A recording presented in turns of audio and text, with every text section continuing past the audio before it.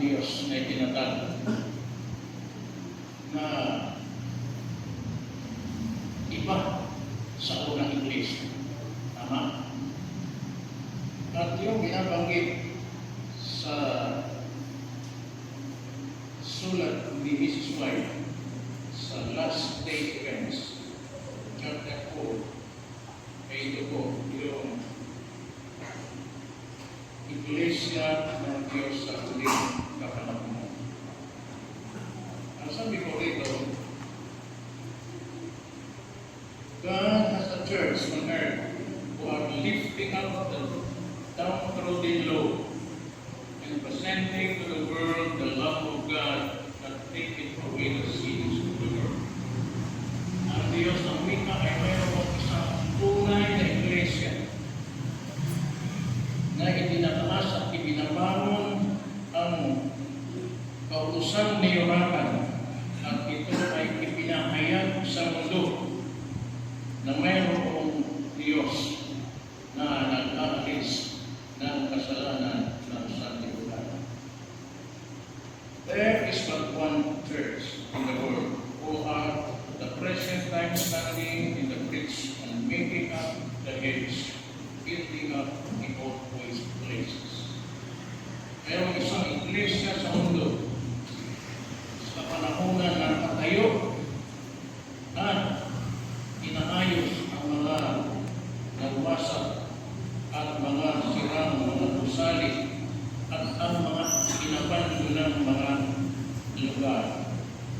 Let all be careful not to make an outcry against the only people who are fulfilling the description given the remnant people who keep the commandments of God and have faith in Jesus. God is the distinct people, as a distinct people, a church on earth, second to none, but superior to all in their facilities to teach the truth, to vindicate the law of God.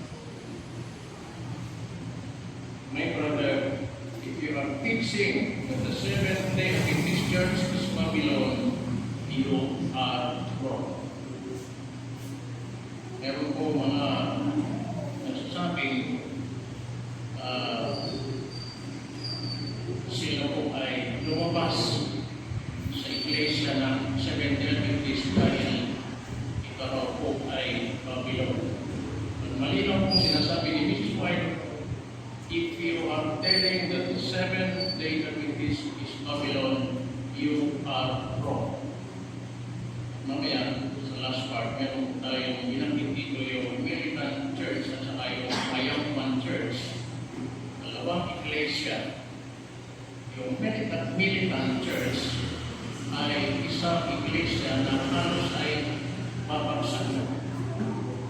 At ang tawag dito ay Laodicean. At ang isang Triumphant ay yung nagtagumpay mula sa pamakan at mula sa pagkawasak. But then, we will realize later that a militant church who became faithful and standing in the truth becomes the triumphant church who stands fast until Jesus comes. Now, sabi nito, mayroong testimony of Jesus. Tandaan po natin na ang tunay na iglesia ay mayroong patutuo ni Jesus. At yan po ay nasaan sa Apocalypse 14:12. As the end draws near, and the word of giving the last warning to the world extends, it becomes more important for those who accept present truth to have a clear understanding of the nature and influence of the testimonies which God has providence. Its providence was linked with the word and the third angel's messages from its whereabouts. Testimonies, page 100, volume 5, 654. Men may get up skin after skin, and the enemy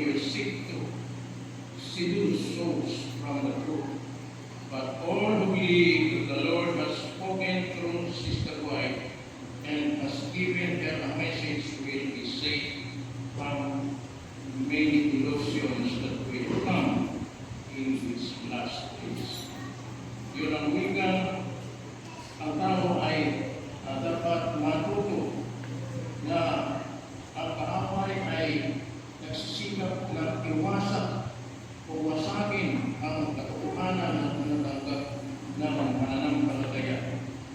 But all who believe that the Lord has spoken through Sister White, lahat daw na naniniwala na ang Panginoon ay nangusap sa magitan ni Mrs. White.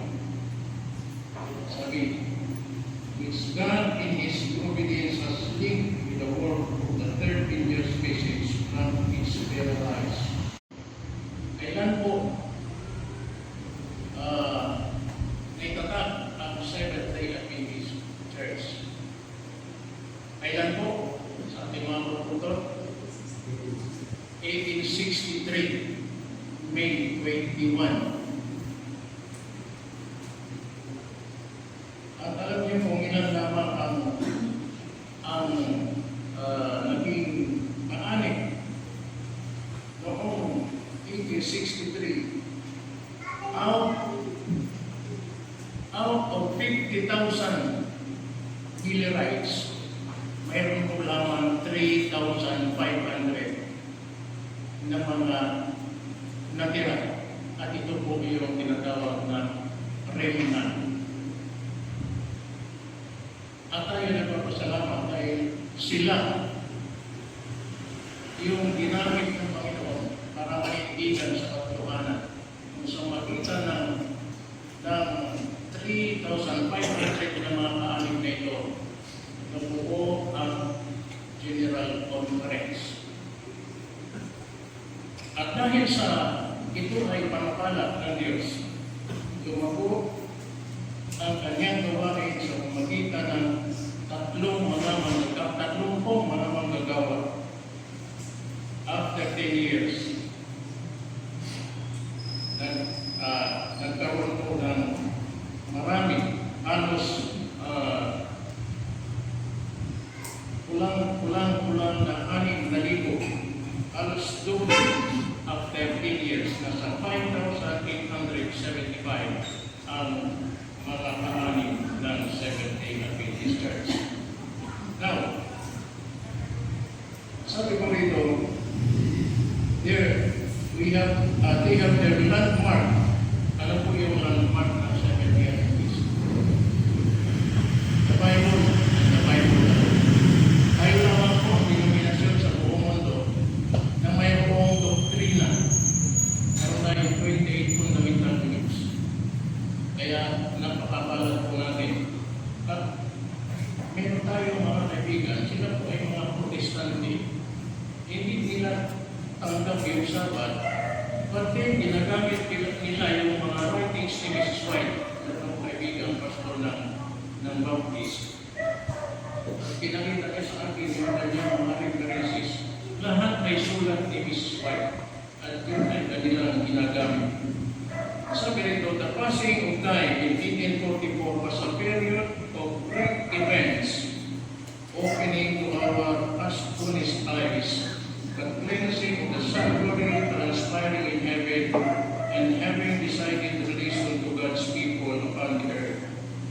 The first and second angels' messages, and the third, according the banner on which was inscribed, the commandments of God, the faith of Jesus.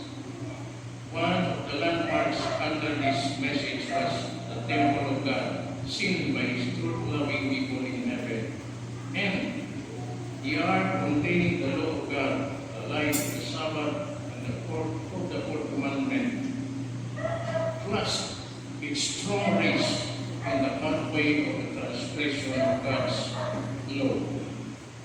The nominationality of the wicked is an old landmark. I can call to mind nothing more that can come under the heat of the old landmarks. And who I Christian Borger, page 30. Kaya yung paglilinis ng sanctuary ay nakita doon sa langit, at ang mga nalabi ay naliliwanagan ng liwanag mula sa ika-4 na utos ng 10 Commandments. Ano po yun? Remember the Sabbath day to keep it holy.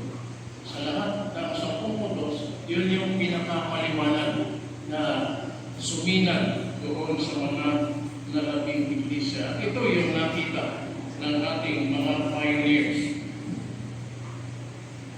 Distinctive mission. Ano yung mission? The Lord has made us the depositaries of His law. He has committed to us sacred and eternal truth which is to be given to others in faithful warnings, reproofs, and encouragement. 7 deities have been chosen by God as a peculiar people. Tandaan po natin, separate from the world by the great labor of truth. He has cut them out from the quarry of the world and brought them into connection with Himself. Kaya sa ating kapanahunan ay ating makikita ang paglago ng gawain ng ating Panginoon. Sabi rito,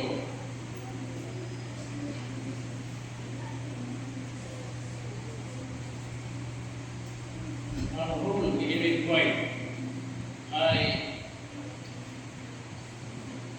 palakasin ang ating pananampalataya sa pamagitan ng kanyang tagumpay na kanyang ipinaglaban ang pananampalataya. Alam natin si Mrs. White, hindi po siya, galing po siya sa ibang denominasyon. At marami sa mga pioneers natin galing po sa ibang mga denominasyon. Pero ito po ay nabuo alinsunod sa pagkakay na walang Espiritu. At si Mrs. White ay malaki ang ginampanan na gawain, lalo na sa kanyang pagsulat ng mga katotohanan ito na nakala sa kasaysayan. At kung ating titingnan ang mga pangyayari ay kailangan natin maging mata. Hindi ko na po babasahin yung mga ibang event dito. The patience of God with His people. Ito ay isang mahalaga. Mga kapatid, kung meron pa tayo balak na opas, huwag na natin ito. Manatili tayo hanggang sa pagdating ng ating Panginoon at doon sa langit sama-sama tayo na magmana